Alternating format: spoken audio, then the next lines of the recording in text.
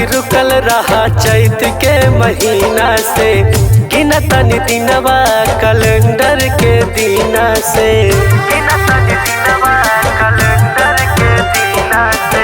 कहल की रुकल रहा चैत के महीना से, गिनतन दिनवा कैलेंडर के दीना से।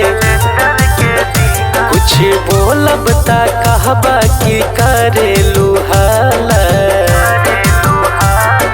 किनके ना लैला ये राजा काहे झुमका दुताला, किनके ना लैला ये राजा काहे झुमका दुताला।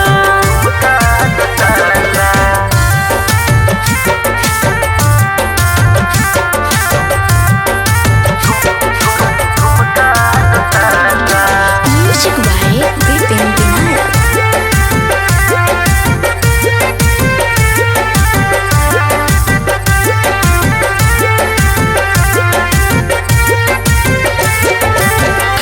बानी रूसल बलम ना मनावाना, आधी रतियाल हमके जगावाना।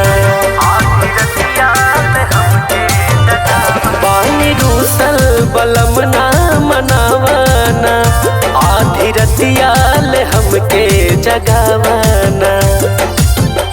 कर बचाहे जवन नाही मानी मन, एगो बतिया न तोहके सुनाला,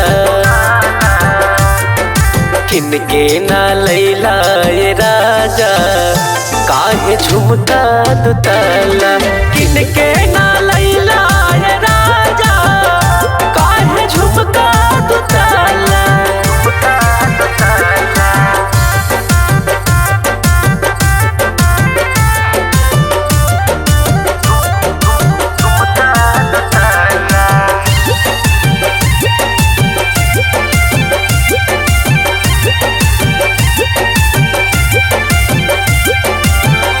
श्याम सुंदर नमनवा पुरैबा का, एक बतिया के रोजे कहैबा का।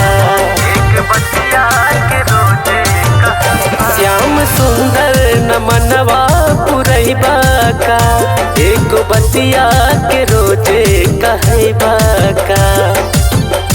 बात अरमान के देखिला जान के, कुछ त इरफान से सीख जाला, किनके ना लैला ये राजा काहे झुमका दुताला, किनके ना